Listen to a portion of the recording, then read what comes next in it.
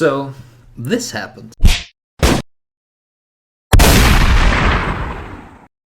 PETA, short for People for the Ethical Treatment of Animals, wrote an open letter to Games Workshop requesting to remove all fur and pelt items from Space Wolves, Chaos Warriors, and other models because it sets, well, a bad example even if it's fiction. I was initially laughing at the articles popping up on social media and thought, good one, well played whoever came up with that. But after just a bit of research, it was obvious that PETA actually issued that statement, as there's an article about it on their website. Let's be serious here. What do they think will happen? 14-year-olds running around ripping the fur off their cats or file their teeth into sharp fangs to impersonate their favorite Space Wolf character, running around in their newly acquired pelt attire, swinging heavy battle axes or chainswords. Or along that line, rip off heads, drink blood out of skulls, and scream, "Blood for the blood god!" That won't happen. People are actually able to distinguish between fiction and reality. Then again, I've seen and smelled weird things at Games Workshop stores, so who knows? Besides, no one that buys Games Workshop stuff will go and buy real fur anyway, because, well, there's no money left.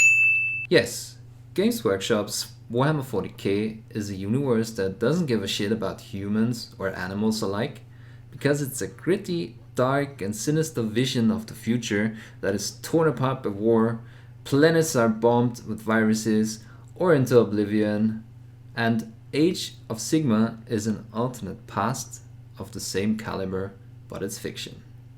Let's take a closer look at what the letter reads.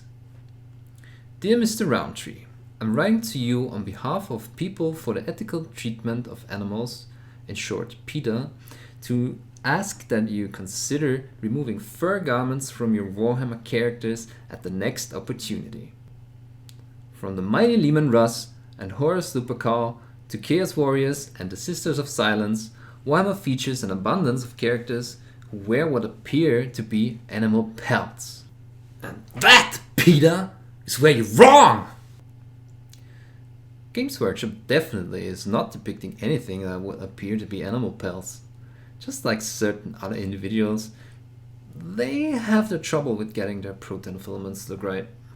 I mean, look at this. That's not how you sculpt fur.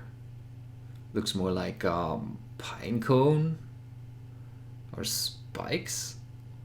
That's definitely spikes there. Or, well, wet muddy grass. Ugh. But definitely not fur. I mean, that's how you do fur. I might want to go and hide from PETA Allen. So there, PETA. Your argument is invalid. The internet was quick to react with some memes. Actually, I only found one meme, but whatever. And Matthew Ward replied, "New rule.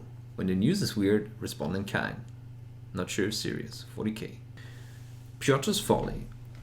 During routine survey of Deathworld Luther McIntyre, explorator fleet Belisas is blocked by a civilian vessel, Piotr's Folly, protesting the unethical treatment of the Death World's inhabitants. Admiral Crex's patience is swiftly exhausted and orders the interloper's destruction. However, Piotr's Folly falls silent before the first volley. Later investigations determined that the entire crew were slain by a flolop, I like that word, of Katashan face eaters, mistakenly liberated during a previous voyage. The creatures had waged a short but effective campaign of guerrilla warfare from within the Piotr Folly's laundry room. I'm not quite sure what it means though. Is Peter supposed to be Piotr's Folly? And if so, what are the equivalent of face eaters in the real world? Then again, maybe it's just that. A weird response to some weird news. Let me know in the comments if you have any theories on that. On a more serious note, fur is in fact obsolete in the year 2017.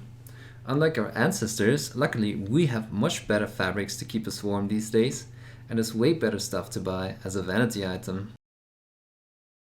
And there is actually a few very easy steps to find out if a fur element in a piece of clothing you want to buy is fake or real fur. And I teach all of my junior high school students about it, and you wouldn't believe how aware they are about the topic and how much they're actually eager to avoid fur. I will leave a link in the description for you if you want to find out how you can make that distinction easily as well. Oh, one more thing. Do you think PETA knows most of us are actually using real sable brushes to paint these models? Maybe they're already unleashing the face eaters.